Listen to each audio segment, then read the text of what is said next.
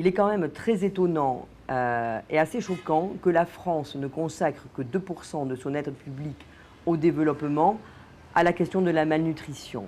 C'est énorme comme travail. Le chantier, l'état dans lequel le gouvernement a trouvé le pays est vraiment incroyable. Moi, je suis abasourdie. Mais on voit quand même qu'il y a des logiques un peu contradictoires entre les organisations internationales, entre elles, entre les administrations, mais y compris au sein de la coopération française, ce qui est quand même aussi un peu interrogatif, quoi. Sur les 4 régions médicales où Action contre la faim intervient, en un an, nous avons pris en charge environ 4000 enfants atteints de malnutrition aiguë sévère. Donc, on a sauvé 4000 vies. La sous-nutrition infantile tue près de 2,3 millions d'enfants chaque année. Pour sensibiliser des députés français à cet enjeu de développement, Action contre la faim et Avocats pour la santé dans le monde ont organisé début mai un voyage d'études parlementaires au Sénégal, où 70 000 enfants souffrent de malnutrition aiguë sévère. Premier arrêt à l'hôpital régional de Thiès, centre de référence pour la récupération et l'éducation nutritionnelle. Donc ici, c'est la salle qu'on appelle CREM, centre de récupération et d'éducation nutritionnelle. La vocation de ce centre, c'est de prendre en charge les enfants présentant une malnutrition aiguë sévère avec complications. Après les enquêtes menées en 2011 et 2012, l'État sénégalais a constaté une malnutrition rampante dans le pays. Avec d'autres ONG, Action contre la faim est donc intervenue rapidement dans les régions de Thiès, Louga et Saint-Louis. Ici à Thiès, au nord de Dakar, le support technique s'organise autour de la prise en charge régionale des enfants malnutris. Ils arrivent déjà dans un état avec des complications sévères. Donc il faut prendre en charge le côté nutritionnel, mais le côté médical aussi. Nous encadrons le personnel et puis nous donnons aussi un support, on va dire, thérapeutique, où là, ACF, au travers de son intervention, prend en charge les traitements, donc gratuité des soins, l'hospitalisation et la prise en charge également de la maman.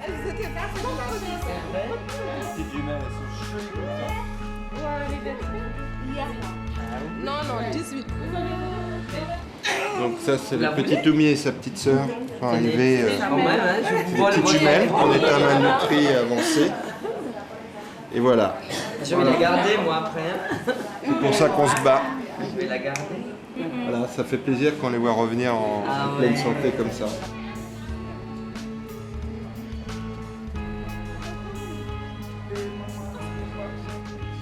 Je trouve ça très impressionnant, l'état des bébés qui arrivent en situation relativement grave. Enfin, on a vu un bébé qui était en grande difficulté.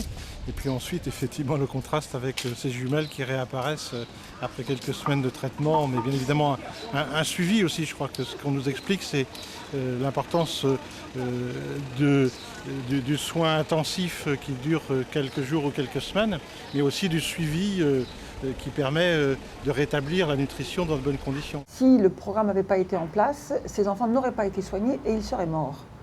Donc on a vu là, comme solution, le simple fait que la maman puisse rester avec son enfant à l'hôpital sans avoir à payer et en étant elle-même nourrie, c'est quelque chose qui est apparemment très nouveau au Sénégal et je crois était très nécessaire. La difficulté, c'est que ça ne peut pas être des plans d'action ponctuels et menés dans l'urgence. Il faut les pérenniser et il faut les pérenniser sur plusieurs années si l'on veut que ce soit efficace. Les interventions efficaces pour combattre la sous-nutrition sont connues. Promotion des bonnes pratiques, réduction des carences en micronutriments et traitement de la malnutrition aiguë sévère. Pour le directeur de l'hôpital de Thiès, il est urgent que l'État s'engage. Les mesures où vous allez arrêter vos activités, on va retourner à la case de départ. Et ça valait la peine. C'est un débat qu'il faut poser. C'est d'où le souci de pérenniser ce qu'on est en train d'entreprendre. Il y a une stratégie de couverture maladie universelle qui est en train de se mettre en place pour pouvoir permettre aux gens qui sont dans le besoin de pouvoir disposer des moyens de pouvoir se soigner.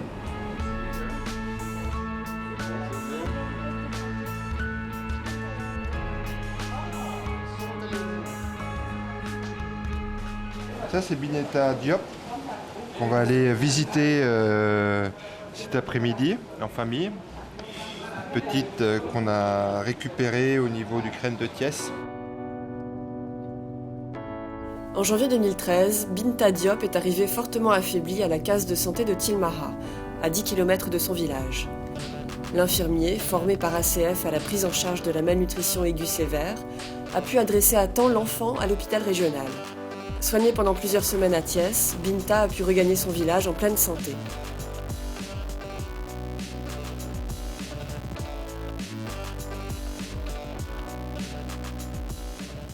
Binta, elle est orpheline de père et de mère. Depuis qu'elle est tombée malade, il savait qu'il ne pouvait pas prendre ça en charge.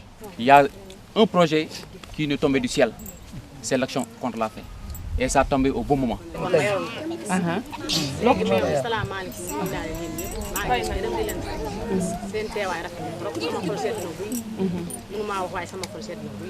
Elle dit qu'elle remercie l'infirmier chef de poste parce que depuis qu'il est là, quand même, elles sont rassurées. Parce que là aussi, elles sont bien accueillies. Parce qu'avant, il y avait le mauvais accueil qui faisait qu'elles ne voulaient pas fréquenter les structures. Elles n'osaient pas. Depuis que l'infirmier est là, quand même.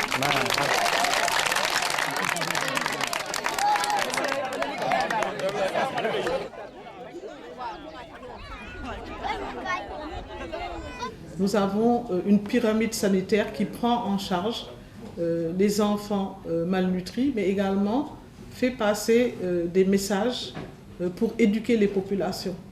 Mais nous nous appuyons au niveau communautaire sur des associations, sur des ONG qui vraiment jouent ce rôle de proximité au niveau des populations, des villages, au niveau des populations déshéritées. La France a été présente au niveau du Sénégal dans beaucoup de secteurs, mais nous voudrions que la France le soit plus, notamment en appuyant les ONG, les associations, mais il s'agit d'actions sur au moins le court terme et le moyen terme pour permettre au pays lui-même de se prendre en charge.